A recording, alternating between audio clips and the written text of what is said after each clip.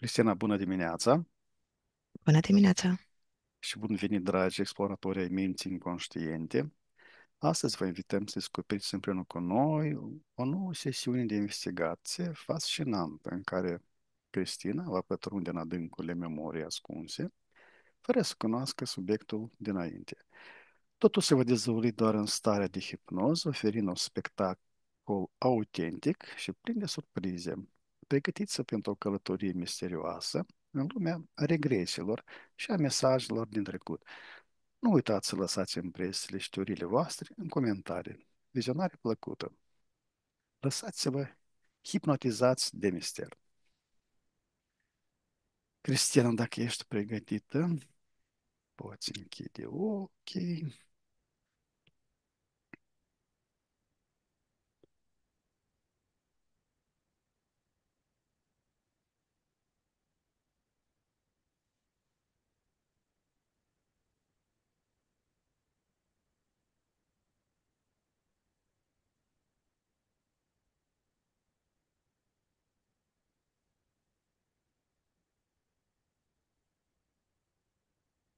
Simți cum corpul tău se lasă ușor în voia relaxării.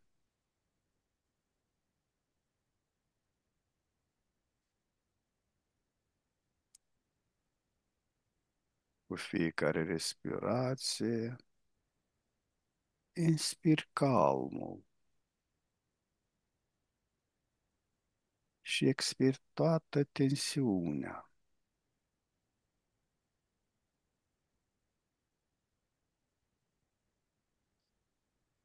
Imaginează-ți cum un val de liniște se răspândește din cap și până la degetele picioarelor tale. Mușchii tăi devin mai moi, mai grei, ca și cum ai pluti pe un nor confortabil.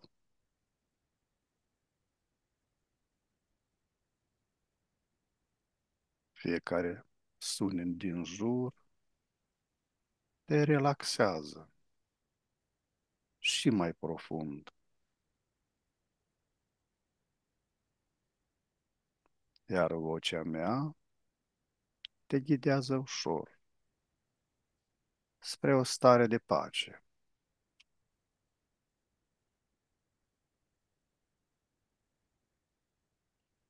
Număr de la 5 la 1 și cu fiecare număr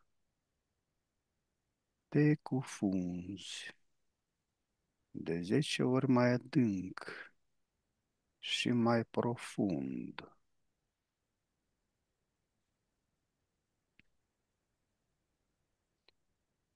5. Totul devine mai relaxant.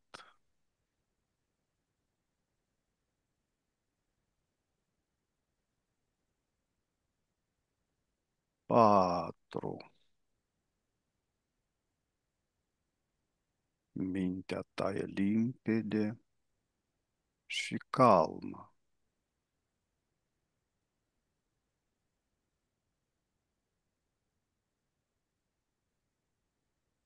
3. Simți cum te-au părăsit gândurile și grijile.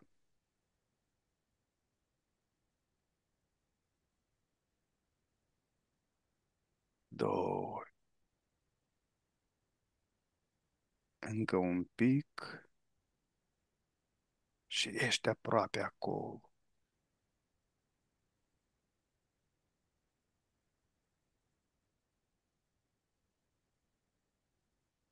Și 1. Acum ești complet relaxat și într-o stare perfectă de hipnoză.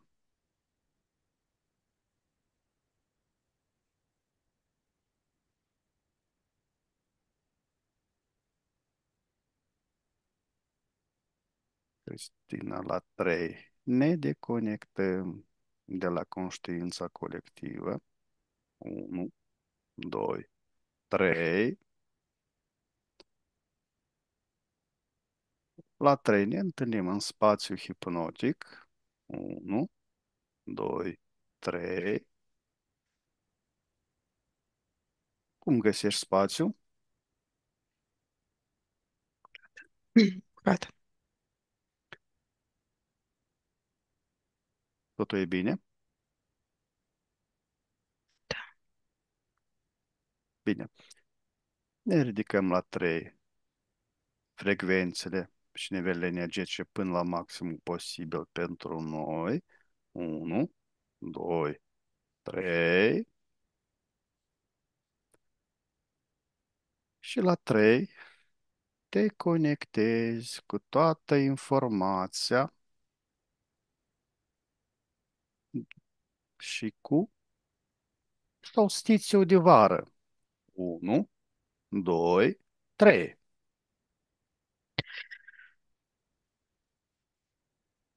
Ce energie universală simți că atinge apogeul în acest moment de solstițiu? E un începere a unui nou ciclu. Văd soarele, văd o potență foarte mare, o viață foarte mare și intensă. Moment culminant. Parcă tot ce s-a clădit, acum e momentul să trăiască, să se consume. E apogeu.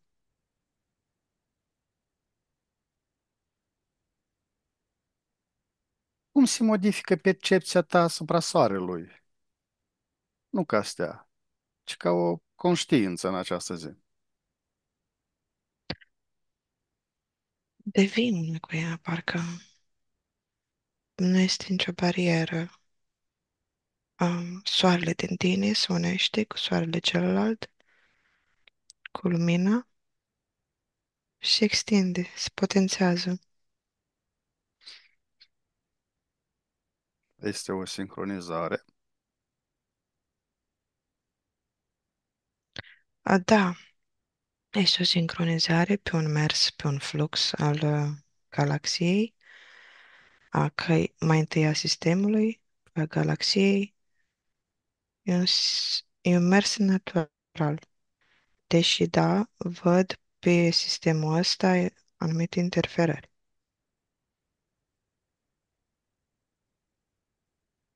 Ce anume? Sau care anume? Pe fluxul natural al conectării noastre, a tuturor lucrurilor cu soarele, cu lumina, ca toate să ajungă în apogeu, văd anumită interferență din partea entităților, ca atunci când te conectezi cu lumina, să poată să colectezi lumină și să poate să interfereze cu date, informații către anumite entități zei, către Ra, către zei hinduși, către Iahve, către toți cei care și-au pus simbolul soare. Și prin simbolul soare se pot conecta în ziua asta și nu numai, prin paralela cu lumina. Se fac intermediari dintre noi și această lumină? Nu te mai conectezi la soarele, o mică parte, după 20 ceva la sută, și restul te conectezi la ei. Depinde foarte mult de intenția conștientă a zilei respective, a începutului sau a oricărui alt eveniment care presupune soarele.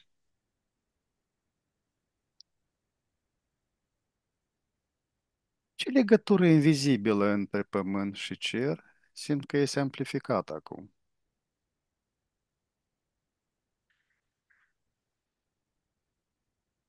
Pământul mi arată că e foarte intens, că clocotește, cumva începe viața. A început în primăvară, dar acum începe maturitatea e coaptă, procesul de copt până, până în toamnă, da, e efectiv solstițiul de vară, e legată de anotimpul vară, de cele 3 luni mai puternice.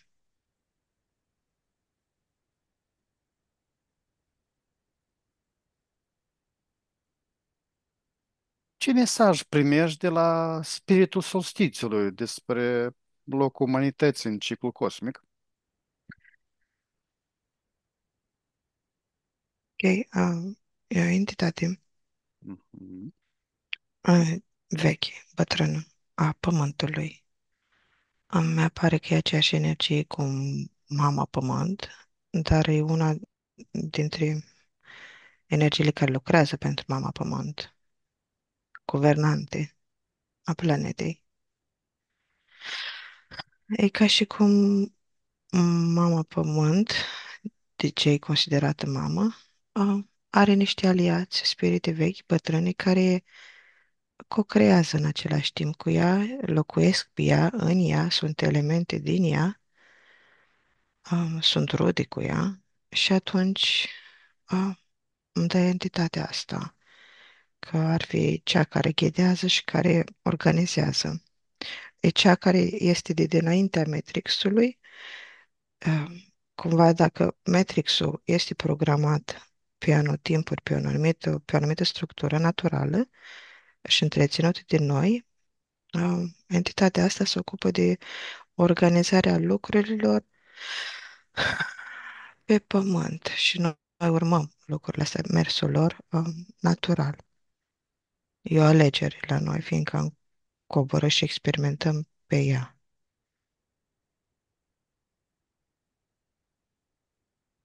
Ce nume Să, poartă această entitate? um, sunt foarte multe interferențe. Mai întâi au venit Iahve, Hmm. apoi Amalecu, Amalecu, ceva Alecu, probabil de la Allah, apoi șarpele înaripat, de pe Africa, Yamala, Yamala,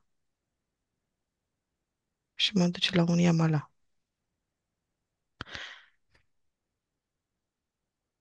Vin mai multe și Cazala, Bine, la 3, ordonele că pot pleca, nu avem nevoie de a ne conecta cu ei. 1, 2, 3. ok, m-am detenționat. Mhm. Ne ridicăm vibrațiile până la maximum posibil. 1, 2, 3. Cum percep timpul în această zi? Se oprește, se învârte, se dilată.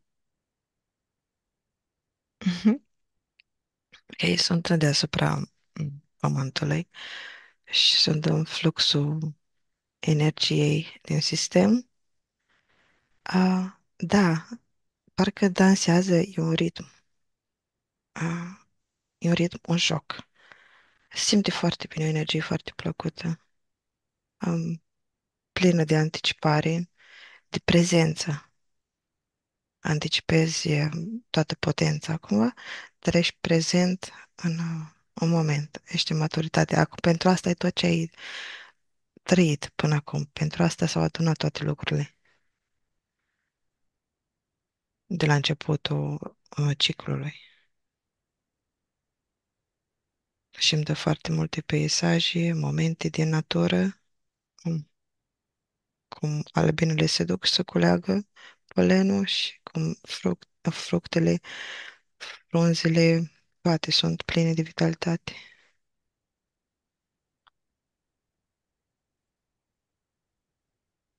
Ce amintiri străvechi sunt trezite în această lumină?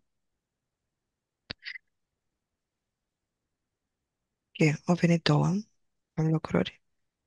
ritualurile de sacrificiu către soare, de către culturile maiașe, și sunt alte, nu știu, evenimente de pe alte planete care coincid pe frecvență, coincid momentului, fiindcă și ei au un ritm natural.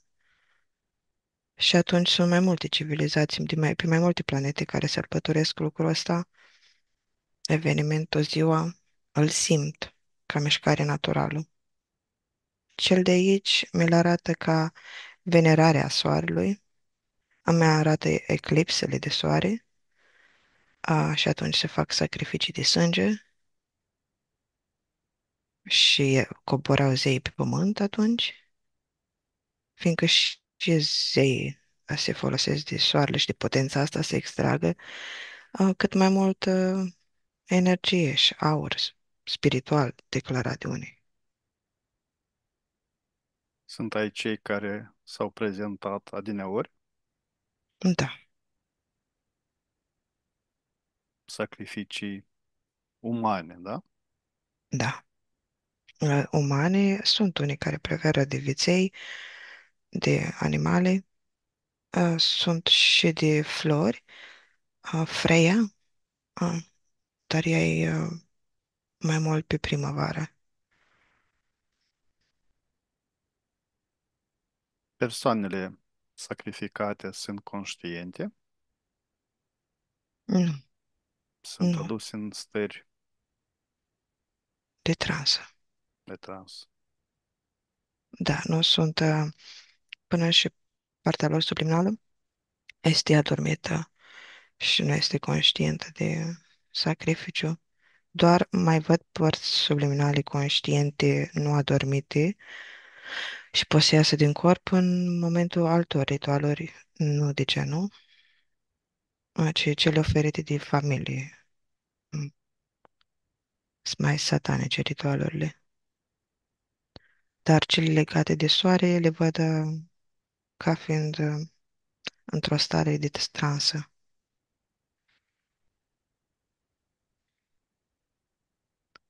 Ei au conștientizat faptul că vor fi sacrificate, se dedică de sine stătător sau nu sunt puse la curent despre acest sacrificiu. Nu, vine informația că toată lumea știe de sacrificiu, toată lumea știe că unul dintre ei poate să fie următoarea alegere și nu sunt conștiente după, în momentul în care li se spune că au fost aleși, energia lor este schimbată, prelucrată, astfel încât să fie un perfect Mhm. match pe rolul de sacrificiu. Și sunt unele cazuri în care au un contract de venire rolul ăsta, să și-l asume. Sau sunt în cazuri în care sunt interferate anumite părți subliminale prin modul ăsta, prin foarte multe experimente de sacrificiu, groază, teroare.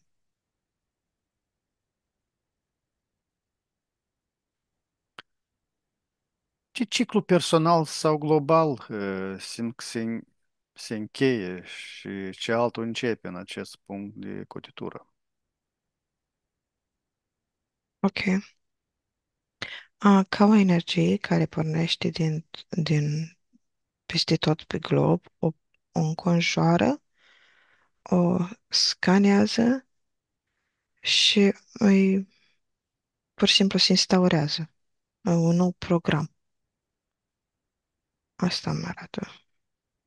Că e ca și cum dacă ieșim dinăuntru și ne uităm ca și cum ar fi un joc, ar fi un nou cod și se așterne pătura asta energetică. Un alt nivel, alt scenariu, alt lucru de experimentat. Care este deosebirea acestor două scenarii, cel ce a fost și cel nou? Este frecvențional, Este, care e diferența? Ce este Novacin? Îmi arată cel mai bine, cel mai bun exemplu pe care pot să mi-l dea de înțelegere, lucru cu elementele. Faptul că elementele au un ciclu al lor, și elementele din cultura chineză, care sunt, Elementarele. da, da, cumva că fac parte din noi. Și acum focul, vara, maturitatea, trebuie să, din noi, trebuie să iasă la suprafață să își facă programul, ritmul, fiindcă fiecare este codat de la sistem, planetă, cei care vin pe ea, avatarele noastre, sunt codați să miște după programul respectiv. Și atunci se depășește un program, cel care a fost a lemnului, a naturii, și intră pe foc. Se poate înțelege mai bine ritmul dacă se merge pe firul elementelor.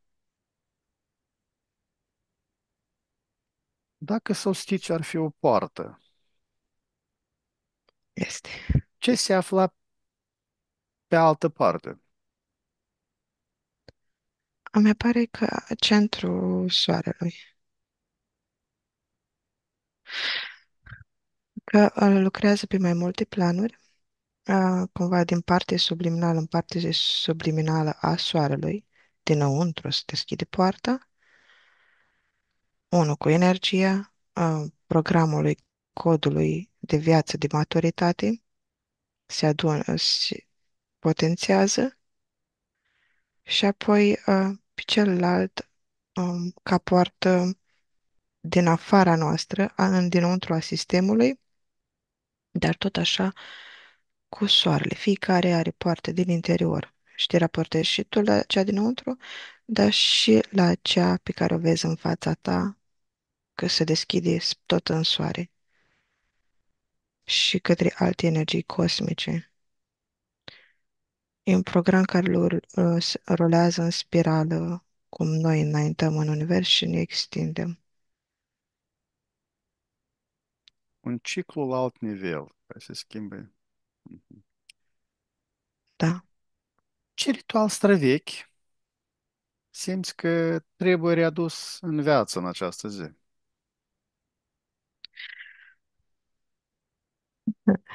Deși o venită de venerare a soarelui, o să o traduc mai detaliat prin conectarea lăuntrică conștientă, prin acordarea unui moment, um, la racordare. Te conectezi tu conștient înăuntrului tău, dar nu este străvechi, fiindcă se practică și acum. Toate persoanele, părțile sulinare conectate la sursă, or să facă asta în mod automat, mai mult sau mai puțin, ca timp, cumva. Dar lucrul ăsta mi-l dă Cum le efectuează? Este prin prezență. un himn citit sau ce? În care e forma? Ah, Da, sunt mai multe sisteme relevante, fiecare parte subliminală. Ah, Fiecare are un anumit sistem la cunoscut și prin intenție se conectează la sursa, primordială, la esența lui.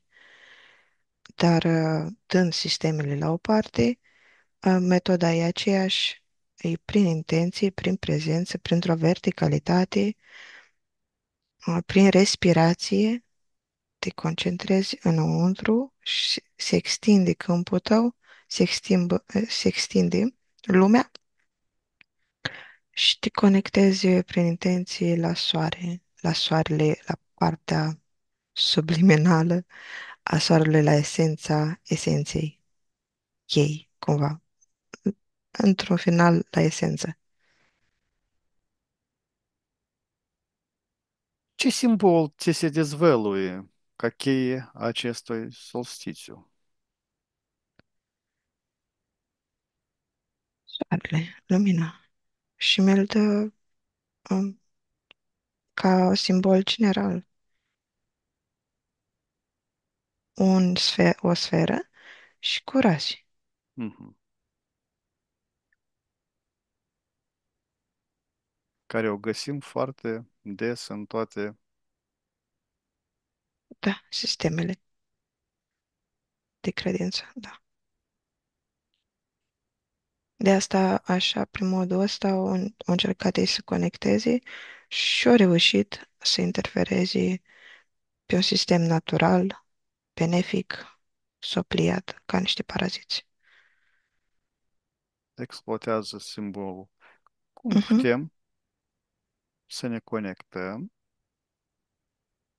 pentru a exclude conectarea la aceste. Prinăuntru. Adică Mhm. văd soarele și nu mă conectez la el acolo, ca prin ochi, prin simțul din exterior, ci dinăuntru și pe intenția la esența ta, că alții se conectează prin soare la entități, Mhm. chiar dacă se duc înăuntru, din cauza sistemului, a intenției puse. Intenția să fie clar. Intenția necorectă. Da. Da, și înăuntru, nu în afară. Că sunt tot felul de programe, o soarele meu, Dumnezeu meu, lumina mea, fii lumina mea, fii ochii mei, fii flacăra dinăuntru meu. Și atunci s-au interferat.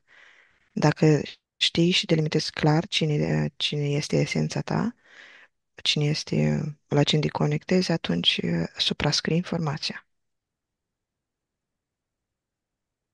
Ce foc trebuie aprins în interiorul nostru acum? Ok, este descris de alții ca focul universal, cosmic, dar este oricum diferit față de cel de acum. Cel de acum se referă la o maturitate. Focul cosmic s-a referit mai mult la o pasiune, la motivație, la ceea ce arde esența ta. Aici descrie doar un moment secvențial, solstițiu, o parte dintr-un mai mare, un ritm, e o secvență a unui cod.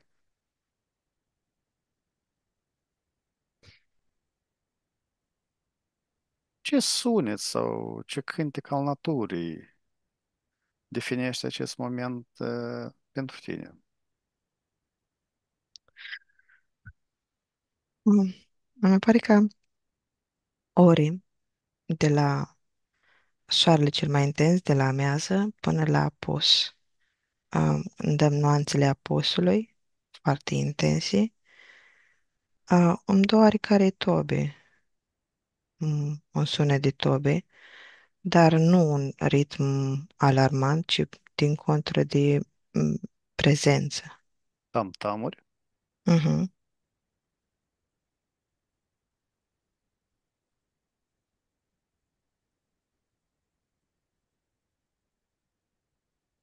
Și o senzație foarte puternică de ars, de intensitate, așa, prin căldură. Ce sunet ajută la concentrare, mai la focusarea atenției la acest proces? Da, ce ai spus tu acum îmi descrie efectiv ca procesul de la amează, uh, tot adunat până la apus și în momentul apusului uh, concentrat și conexiunea este făcută.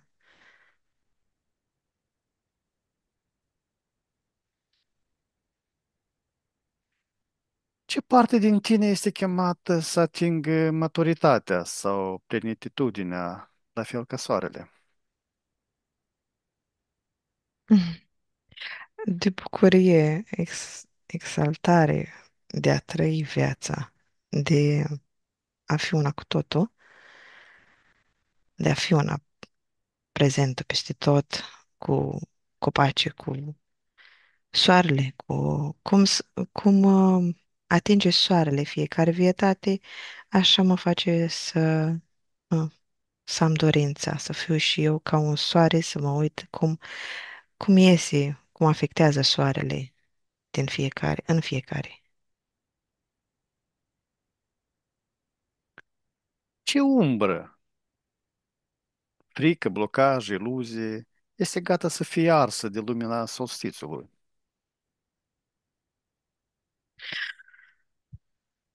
Ok, îmi dă interferențele de eclipsă, legate de o eclipsă, fiindcă um, ce ar putea bloca solstițiul ar fi eclipsa schimbată cumva programul. Așa aici mi apare programul străvechi de sacrificiu și de mituri legate de eclipse. Erau într-adevăr programe care rulau de cataclism, de mm, frici. Și atunci e cumva ca o fațadă a monedei sau ca o cunoaștere care stă pe lateral, gata, gata să vină cumva în câmpul nostru de observații, dacă își face apariția, să ne pregătim. Nu știu dacă s-a înțeles clar, fiindcă e în ascuns, stă în ascunzime și atunci nici informațiile nu vin toate. Stau cumva și ele ascunse, rezervate. Ce dar unic ai de oferit lumii în această perioadă a anului?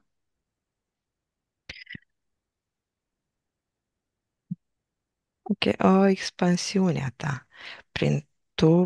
Văd așa o persoană, o parte subliminală că se întinde și atunci tu fiind prezent în vibrația respectivă, te extinzi și trăiești și se face un efect de domino prin care totul se transformă în momentul în care tu ești bine și se perpetuă starea de bine. Fiecare se simte într-un anumit fel și se aduce la o conștientizare. Și cel mai mare dar este darul de a te simți bine, conștient, prezent.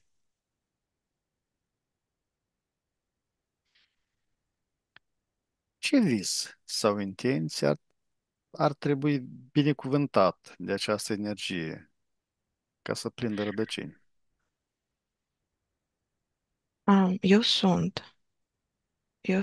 Eu sunt prezent și pur și simplu eu sunt, Eu sunt. da.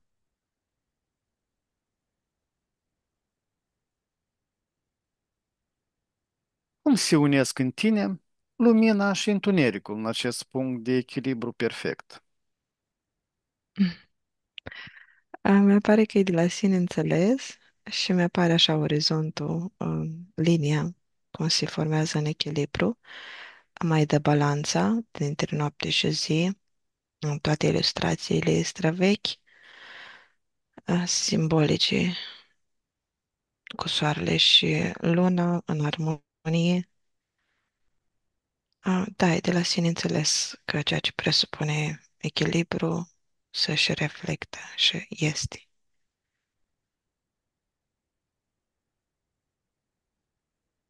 Ce polarități sunt chemate să armonizeze acum? Ok. Feminin, masculin, activ, pasiv. Au toate forțele opuse care au nevoie să ardă. Momentul maturității presupune de a scoate pe masă toate elementele care sunt în opoziție dinăuntru tău.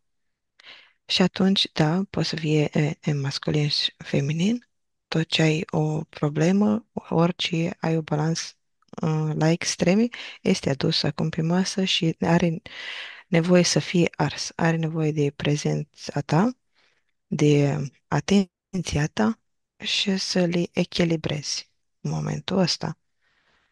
Și atunci, fie că vrei, fie că nu, ai să uh, simți ce arde mai tare în ziua respectivă și apoi adus puțin câte puțin uh, în toată perioada asta să fie ars și conștientizat și schimbat spre un nou ciclu.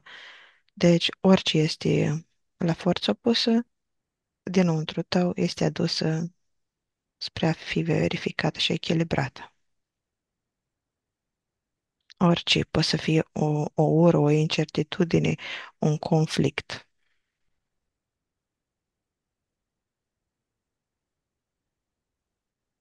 Ce energie pământească și ce energie cerească se întâlnesc în corpul tău în solstițiu? Ok. Și întrebarea trecută și întrebarea asta mă leagă de casele, de zodia în care ești, de casele, planetele aliniate, în momentul în care ai un program care lucrează pe tine mai mare, influențat de toate planetele respective. Se formează, se grupează, se aliniază toate și um, fiecare are câte o ardere și o experimentare personalizată.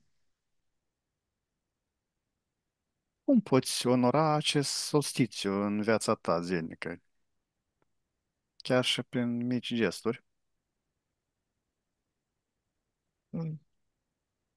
Ok, mi-apar câteva moduri care au fost făcute special pentru a canaliza. Ah, ok, știi când faci cu triunghi, Mhm. ah, de fapt și celălalt triunghi din ortodoxie, din creștinism, simbolul triunghi trinitate și așa, de fapt mi-l arată ca prisma, ca canalizarea informației, decodificare, transformarea a unor coduri, a unor frecvențe. Și atunci, de asta îmi arată mudra și canalizarea prin triunghi, Mhm.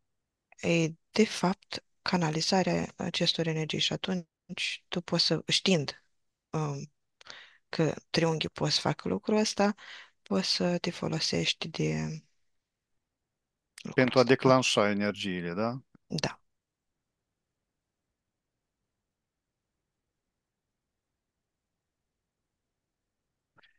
Ce promisiuni faci soarelui interior înainte de a părăsi această stare? Da, nu ți-o faci doar, ți-o faci ție. Cumva contează foarte mult intenția că tu te recunoști pe tine ca soare, ca lumină. Cuvântul soare poate să implice ceva din afara ta și atunci tu știi că de fapt te referi la tine. Și intenția este de a avea o anumită maturitate. Iarăși poți să folosești benefic, în mod conștient, să, să vezi, să te uiți în viața ta, adun pe farfurie tot ce trebuie să lucrezi, tot ce trebuie să simt acum. Asta îmi dă. Care este ultimul cuvânt cheie pe care îl primești de la spiritul solstițiului? Mi pare ca ok, da, într-adevăr. Ok, îmi dă spirala Matrixului și tot cheie din pe fiecare nivel, după ce termini fiecare anotimp, fiecare ciclu, te duci mai sus, un nivel mai sus, mai sus. Poate să fie ca un final boss. În jocurile video, când trebuie să te lupți cu un anumit cu o anumită entitate monstru, de fapt să tot ce pui tu pe farfurie, să arzi toate sistemele, toate programele, ce ai, conflictele și treci mai departe. Un update, upgrade.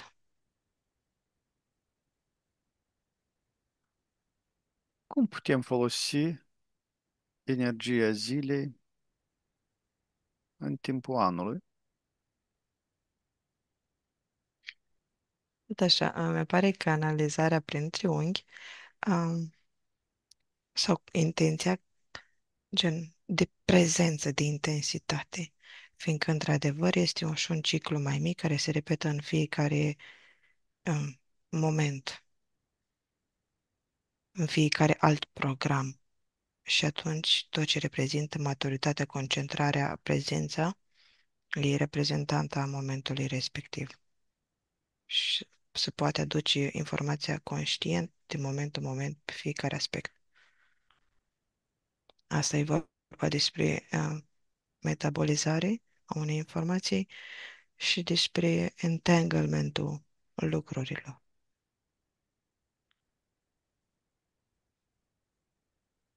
Cum putem evita, totuși, conexiunea la entitățile care se dau drept? Mi pare eliberarea de tot felul de sisteme, de contracte, de toate stringurile care le ai cu ei, de ardere. Pur și simplu, existi fără ei, experimentezi fără ei. Ieșirea din strat cu strat din Matrix.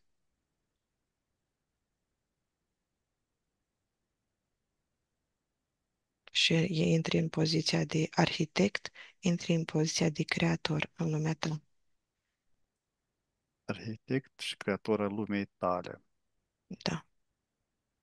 Că ai sistemul și nu ești în sistem, tu intri dimensional pe o altă frecvență în momentul în care ești în creator și poți să ai o viziune mai amplă de perspectivă de observator și în momentul ăla poți să decizi ce se întâmplă cu lumea ta și poți să-i dai o direcție. În momentul ăla ești creator și arhitect, dar doar mai sus te duci, doar prin felul ăsta, nu înăuntru. Bine, Cristina, am ajuns la finele acestei tematici. Te deconectezi la 3 de la solstițiu de vară. 1, 2, 3. Cristina, te deconectezi de la toate fluxurile informaționale. Ne ștergem toate urmele și amprentele informaționale de peste tot. Acum, în timp ce vocea mea te ghidează ușor spre suprafață, pregătește să revii treptat în starea de veche, proaspătă și plină de energie. Număr încet de la 5 la 1, permițându-i minții tale să se trezească clar și concentrată. 5. Simți cum conștiința începe să se lărgească. 4. Corpul tău devine mai ușor, mai prezent. 3. Auzul și senzațiile fizice se intensifică. 2. Gândurile tale sunt limpezi, ca după un somn odihnitor. Și 1. Deschizi ochii, complectrează cu o stare internă de calm și de vitalitate.